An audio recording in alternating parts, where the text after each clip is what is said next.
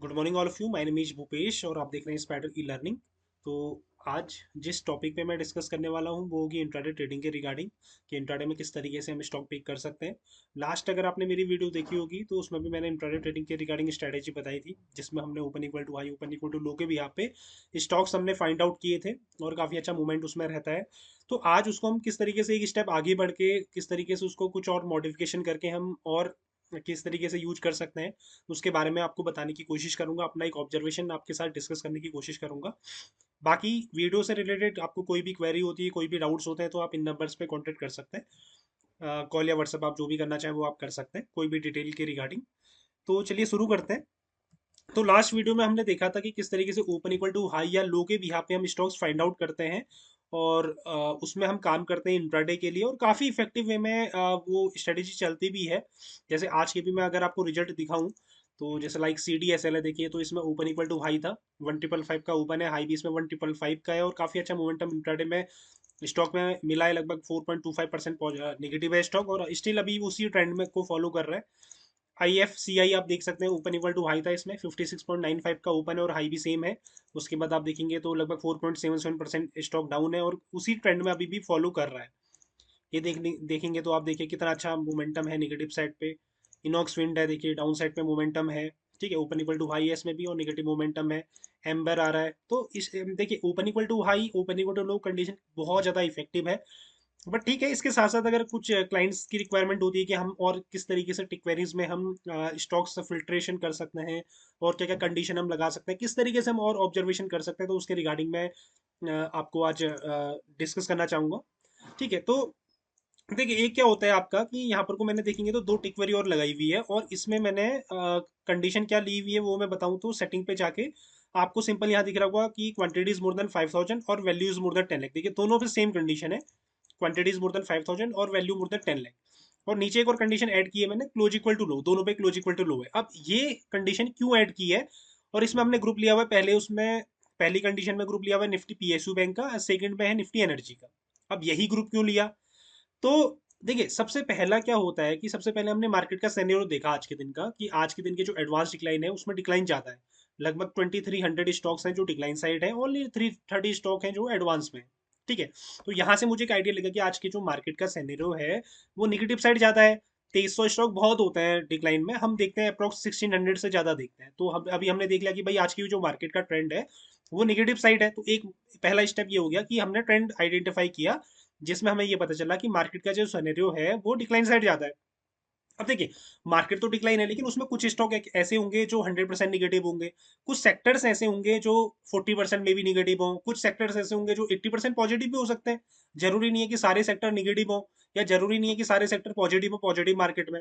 तो अब हमें कैसे पता चले कि कौन सा सेक्टर निगेटिव है या पॉजिटिव है? क्योंकि अगर डिक्लाइन ज्यादा है और तो कोई ना कोई सेक्टर ऐसे होंगे या क्या पता 4 5 6 सेक्टर ऐसे हो सकते हैं जिसके वजह से मार्केट के निगेटिव जाने के चांसेज होंगे। राइट, तो अब हमें सबसे पहले यहाँ पर को मार्केट का तो हमें पता चल गया कि डिक्लाइन साइड ज्यादा है। बट अभी अभी हमें क्या करना है कि हमें सेक्टर भी देखना है कि कौन सा सेक्टर सबसे ज्यादा निगेटिव है आज के दिन का, या किसी दिन अगर एडवांस ज्यादा होते हैं तो हमें ये भी देखना है कि कौन सा सेक्टर ऐसा है जो सबसे ज्यादा पॉजिटिव है। क्योंकि सेक्टर उस पर्टिकुलर सेक्टर के स्टॉक्स में ज्यादा मोमेंटम आने के चांसेस रहेंगे। राइट, तो अब यहाँ पर कोई स्पाइडर में एक ऑप्शन आता है रिपोर्ट्स पे जाके ग्रुप एनालिसिस का। तो ग्रुप एनालिसिस में आप क्या कर सकते हो, सेक्टर एनालिसिस कर सकते हो आज के दिन की इंट्राडे के लिए। तो यहाँ पर को मैंने प्रोसेस पे क्लिक किया तो यहाँ पर को मेरे पास सारे सेक्टर्स आ गए। अब मेरे को क्या करना है, क्लोजिंग के भी यहाँ पे शॉर्टिंग करनी है। क्लोज अप परसेंटेज जो आपको लास्ट पे कॉलम नजर आ रहा होगा इसके भी यहाँ पे मैं एक बार शॉर्टिंग करूंगा। तो यहाँ पर को मेरे पास आगे देखिए कुछ सेक्टर्स आगे जिसके आगे क्लोज अप परसेंटेज में जीरो लिखा हुआ है। तो निफ्टी पीएसयू बैंक सबसे पहले नंबर पे है जिसमें 0% स्टॉक पॉजिटिव है। एक तरीके से इसका क्या मतलब है कि 0% स्टॉक्स जो है वो पॉजिटिव है। टोटल 12 स्क्रिप्ट हैं, सारी एक्टिव हैं और 0% पॉजिटिव है, यानी कि 100% जो सेक्टर है वो निगेटिव है आज के दिन में। सेकेंड नंबर पे फार्मा है 0%, पीएससी है 0%, निफ्टी मीडिया जीरो। तो बहुत सारे सेक्टर्स ऐसे हैं जो कि 100% निगेटिव है एक तरीके से। लेकिन कुछ सेक्टर्स ऐसे होंगे जो आज भी पॉजिटिव होंगे। लाइक निफ्टी आईटी में ओनली 40% जो है वो पॉजिटिव है, 60% निगेटिव है। बट अब देखिए, अब मेरे को किस सेक्टर में काम करके ज्यादा सही तरीके से प्रॉफिट मिलने के चांसेस रहेंगे। जो कि सेक्टर 100% निगेटिव है उस पर ज्यादा मोमेंटम रहेगा सेल साइड पे, या जो सेक्टर कम, मतलब एक तरीके से 40% पॉजिटिव है, 60% निगेटिव है, अगर मैं इन स्टॉक्स पे काम करूं तो ज्यादा प्रॉफिट रहने के चांसेस रहेंगे। तो यहाँ से एक ऑब्जर्वेशन आता है या थोड़ा बहुत मुझे आइडिया लगता है कि मुझे उस सेक्टर पे काम करना चाहिए जिसके वजह से मार्केट कंप्लीट डाउन ट्रेंड में है, या जिसकी वजह से डिक्लाइन ज्यादा है। तो यहाँ पर को मेरे पास इतने सारे सेक्टर्स आ गए, Nifty PSU bank, pharma, PSE, media, oil gas, CPSE index. तो ये सारे सेक्टर्स आ गए जिसमें से मैं कुछ सेक्टर्स चूज कर सकता हूँ, या 3-4 सेक्टर्स में चूज कर सकता हूँ जिन स्टॉक्स में मुझे काम करना है। तो यहाँ पर को मैंने क्या किया, आप देखेंगे तो देखिए पहले वाले पे निफ्टी पीएसयू बैंक का ग्रुप लिया हुआ है। पीएसयू का क्यों लिया मैंने, क्योंकि पीएसयू पहले नंबर पे था यहाँ पर को, जिसमें 100% स्टॉक आज नेगेटिव साइड पे, राइट। सेकंड पे मैंने निफ्टी एनर्जी लिया, तो निफ्टी एनर्जी भी आप देखेंगे तो कहीं ना कहीं आपको दिख रहा होगा निफ्टी एनर्जी ये है। निफ्टी एनर्जी में 10 स्टॉक्स हैं और वहां पर को 0%, यानी कि एक तरीके से 100% सेक्टर नेगेटिव है। आप चाहे तो फार्मा भी सेलेक्ट कर सकते थे, आप पीएससी भी सेलेक्ट कर सकते थे। यहाँ पर को आप चार्ट इक्वेरी लगा सकते हो, चार्ट इक्वेरी का ऑप्शन हमारे पास आता है। तो चार्ट इक्वेरी में आप 4 अलग अलग सेक्टर से लगा सकते हो, ठीक है। तो अब मैंने सिंपल कंडीशन यहाँ पर को क्या कर दिया कि स्टॉक मेरे पास ऐसे हैं जिसमें ब्लॉक डील हो, और साथ ही साथ स्टॉक अपने close equal to low, that means की करंट प्राइस अपना लो ब्रेकआउट कर रहा हूँ।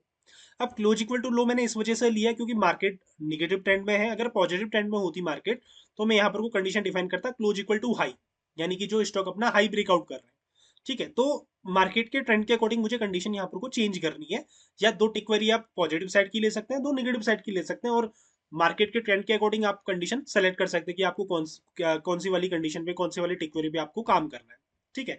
तो यहाँ पर को मैंने देखिए दो मैंने ग्रुप सेलेक्ट कर दिए। पहले पे पीएसयू बैंक क्योंकि 100% निगेटिव है, दूसरे पे निफ्टी एनर्जी जो कि 100% निगेटिव है, और इसमें मैंने ब्लॉक डील के साथ स्टॉक अपना लो ब्रेकआउट कर रहा हूँ, ब्लॉक डील के साथ अपना लो ब्रेकआउट वाली कंडीशन मैंने ऐड कर दी इसमें। और यहाँ पर को आप रिजल्ट देखेंगे तो जितने भी स्टॉक्स इस पे आ रहे होंगे वो उसमें आपको काफी अच्छा मोमेंटम देखने को मिलेगा। जो यूनियन बैंक है देखिए डाउन ट्रेंड में है, आई थिंक इसमें ओपन इक्वल टू हाई भी है, वो सेकेंडरी कंडीशन हो गई, वो मुझे यहाँ भी दिख जाएगा इस वाले टिक क्वेरी में। बट अभी मैं उसकी बात नहीं कर रहा हूँ ओपन इक्वल टू हाई की। तो ओपन इक्वल टू हाई है, स्टॉक डाउन ट्रेंड में है, ठीक है। पीएनबी देख लीजिए, पीएनबी देखिए, पीएनबी आ रहा है यहाँ पर को, तो पीएनबी में इंडिकेटर ने भी सेल सिग्नल दे दिया और काफी ज्यादा नीचे है आज, 3.87% डाउन है, स्टिल डाउन ट्रेंड में।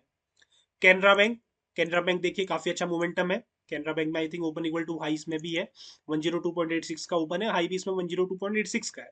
तो ये भी आपका एक तरीके से कंटिन्यू कर रहा है डाउन ट्रेंड में, ठीक है। तो जितने भी स्टॉक आप देखेंगे, अब इसमें 12 स्टॉक्स हैं आई थिंक निफ्टी पीएसयू में, और लगभग जितने भी स्टॉक मेरे पास आए हुए क्योंकि सेक्टर भी डाउन है, तो जितने भी स्टॉक मेरे पास, सेंट्रल बैंक देख लीजिए काफी अच्छा निगेटिव ट्रेंड है, 4.68% डाउन है। अब इसमें से मैं अपने लिए 1-2% भी निकाल लूँ सफिशियंट है, राइट। दूसरा निफ्टी एनर्जी के स्टॉक्स देख लेते हैं, कोल इंडिया देख लीजिए, पहले थोड़ा रेंज बाउंड रहा लेकिन स्टिल डाउन ट्रेंड में 1.33% डाउन है, और अभी भी यहाँ पर को डाउन ट्रेंड ही कंटिन्यू कर रहा है। अदानी ग्रीन देखिए डाउन ट्रेंड में है, कोल इंडिया डाउन ट्रेंड में है। ऐसा नहीं है कि एक साथ गिर रहा है, लेकिन ओवरऑल उसका डाउन ट्रेंड ही है, ठीक है। ओएनजीसी, ओएनजीसी में आप देखेंगे डाउन ट्रेंड ही है, काफी अच्छा फॉल किया है। बाकी स्टॉक्स की तरह नहीं किया लेकिन स्टिल डाउन ट्रेंड में ही है, ठीक है। बीपीसीएल हो गया देखिए डाउन ट्रेंड में ही है, पावर ग्रिड डाउन ट्रेंड में ही है।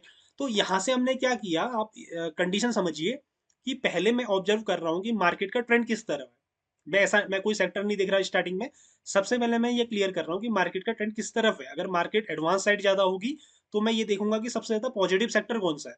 अगर मार्केट निगेटिव साइड ज्यादा होगी तो मैं ये देखूंगा कि सबसे ज्यादा निगेटिव सेक्टर कौन सा है, राइट। अब आज मुझे यहाँ दिखा कि डिक्लाइन ज्यादा है, मोर देन 1600 है, अप्रोक्स 2300 स्टॉक्स हैं जो डिक्लाइन साइड ज़्यादा है। तो यहाँ से मुझे एक आइडिया लगा कि मार्केट में निगेटिव ट्रेंड ज़्यादा है। तो मेरे को क्या देखना है यहाँ पर कि कौन सा सेक्टर सबसे ज़्यादा निगेटिव है। उसके लिए मैंने क्या किया, रिपोर्ट्स पे गया, रिपोर्ट्स पे जाके मैं ग्रुप एनालिसिस पे गया, यहाँ से मैंने क्लोजिंग के भी यहाँ पे शॉर्टिंग की। तो यहाँ से मुझे आइडिया लगा कि ये सारे सेक्टर्स ऐसे हैं जो निगेटिव ट्रेंड में, इनमें से मैं कोई भी सेक्टर जो 100% निगेटिव है, कोई भी सेक्टर में चूज कर सकता हूँ अपने अकॉर्डिंग। तो पीएसयू बैंक, फार्मा भी आप कर सकते हैं, पीएसयू बैंक भी कर सकते हैं, पीएससी भी कर सकते हैं, निफ्टी मीडिया भी कर सकते हैं, ठीक है। मैंने दो सेक्टर लगाए यहाँ पर को, एक पीएसयू बैंक और दूसरा मैंने लगाया निफ्टी एनर्जी का। बाकी आप कोई भी लगा सकते थे जो 100% निगेटिव है। अब मैं ग्रुप वही सेलेक्ट करूंगा जो 100% निगेटिव होंगे, ना कि जो पॉजिटिव है वो वाले, वो सिलेक्ट नहीं करूंगा मैं यहाँ पर, ठीक है। तो मैंने सेलेक्ट किया पहले वाली क्वेरी पे निफ्टी पीएसयू बैंक, और दूसरे वाले पे मैंने निफ्टी एनर्जी सेलेक्ट कर दिया। अब इसमें मैंने कंडीशन क्या लगाई, तो सेटिंग पे जाके आपको कंडीशन दिख जाएगी। तो इसमें मैंने कंडीशन सिंपल लगाई कि मेरे पास ऐसे स्टॉक हैं इस ऐसे स्टॉक मेरे पास स्कैन होकर आए हैं जिसपे ब्लॉक डील के साथ, यानी कि ब्लॉक डील के लिए मैंने क्या कंडीशन इनपुट की कि ऐसे स्टॉक्स जिसमें एक सिंगल ट्रेड मोर देन 5,000 की क्वांटिटी या 10 लाख की वैल्यू से ज्यादा का होगा और साथ ही साथ stock close equal to low, that means की करंट प्राइस अपना लो ब्रेकआउट कर रहा होगा। ठीक है। और यहाँ पर को मैंने सेम कंडीशन है, क्वांटिटीज मोर देन 5,000 और वैल्यू मोर देन 10 लाख, यानी कि एक सिंगल ट्रेड मोर देन 5,000 की क्वांटिटी या 10 लाख की वैल्यू से ज्यादा का हो और साथ ही साथ उस स्टॉक में करंट प्राइस अपना लो ब्रेकआउट कर रहा हो। अब अगर मार्केट पॉजिटिव साइड होती, यानी कि अगर एडवांस ज्यादा होते, डिक्लाइन कम होते, सेक्टर एनालिसिस में मैं देख रहा होता कि सबसे ज्यादा पॉजिटिव स्टॉक कौन से हैं, ठीक है, मतलब पॉजिटिव सेक्टर कौन सा है सबसे ज्यादा, तो मैं यहाँ पर को कंडीशन क्या चेंज करता, क्लोज इक्वल टू लो को चेंज करके मैं लिख देता क्लोज इक्वल टू हाई, दोनों में क्लोज इक्वल टू हाई, बाकी सब सेम कंडीशन रहती। और ग्रुप में वो सेलेक्ट कर देता जो सबसे ज्यादा पॉजिटिव सेक्टर है, जो 100% पॉजिटिव है, वो सेक्टर में चूज करता है यहाँ पर। तो पॉजिटिव साइड के लिए, जब पॉजिटिव मार्केट होगी पॉजिटिव साइड के लिए मैं सेलेक्ट करूंगा, जब निगेटिव ट्रेंड होगा तो मैं निगेटिव साइड के स्टॉक्स में चूज करूंगा। ठीक है। तो यहाँ पर को मैंने सिंपल कंडीशन डाल दी कि close equal to low, close equal to low और वॉल्यूम के साथ स्टॉक अपना लो ब्रेकआउट कर रहा हूँ। और मैंने ग्रुप सेलेक्ट कर दिया जो सबसे ज्यादा नेगेटिव सेक्टर है, पहले वाले पे मैंने पीएसयू बैंक सेलेक्ट कर दिया, दूसरे वाले पे मैंने निफ्टी एनर्जी सेलेक्ट कर दिया। अब इसमें जो भी स्टॉक आ रहे हैं उसको मैं चेक करूंगा, कैनरा बैंक है तो इंडिकेटर के भी यहाँ पे भी, इंडिकेटर को आप यूज करना चाहे कर सकते हैं, मैं यूज करता हूँ कंफर्मेशन के लिए यूज करता हूँ, जो भी स्टॉक मैं बाई कर रहा हूँ सेल कर रहा हूँ इंडिकेटर को के मैं ओनली कंफर्मेशन के लिए यूज करता हूँ, ना कि इंडिकेटर के भी यहाँ पे ट्रेड लेता हूँ। अगर कैनरा बैंक मेरे पास सेल साइड के लिए आ रहा है तो जो भी मैं इंडिकेटर यूज करूँ, either super trend, MACD, RSI, band Bollinger, तो इंडिकेटर के भी यहाँ पे वो निगेटिव ट्रेंड में होना चाहिए, बस मैं इंडिकेटर को इस चीज के लिए यूज करूंगा। ठीक है। तो कैनरा बैंक में कल से ही सेल का सिग्नल आया था, पहली कैंडल बनी, पहली कैंडल का लो ब्रेकआउट हुआ, यहाँ पर को मैं ट्रेड लेता, उसके बाद से आप देखेंगे डाउन ट्रेंड में ही है। ठीक है।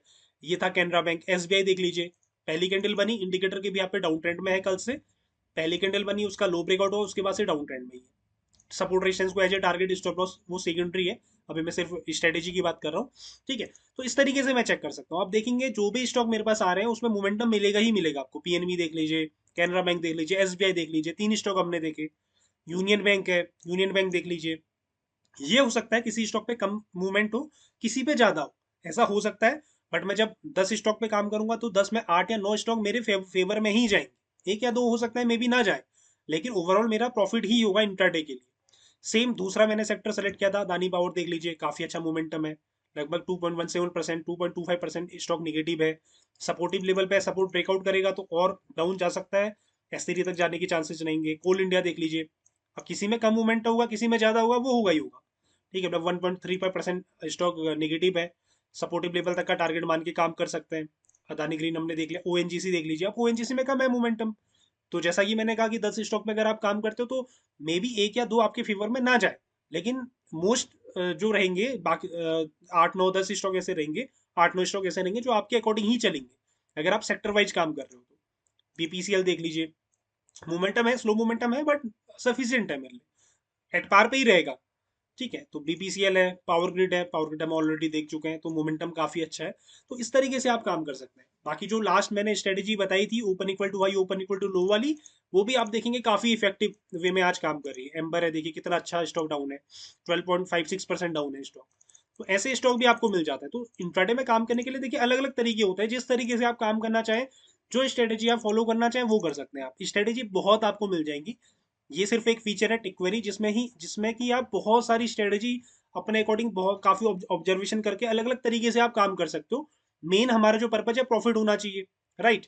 तो आप चाहे इस तरीके से यूज करो, चाहे सेक्टर वाइज यूज करो, वो आपके ऊपर है। तरीके सारे काम करते हैं, अगर आप डिसिप्लिन से फॉलो करेंगे तो स्ट्रेटेजी सारी काम करेगी। ठीक है। तो बाकी जाते जाते मैं एल्गो का दिखा देता हूँ आपको। एल्गो में जो आज चल रहा है अभी फिलहाल के लिए 3675 का प्रॉफिट चल रहा है। ठीक है।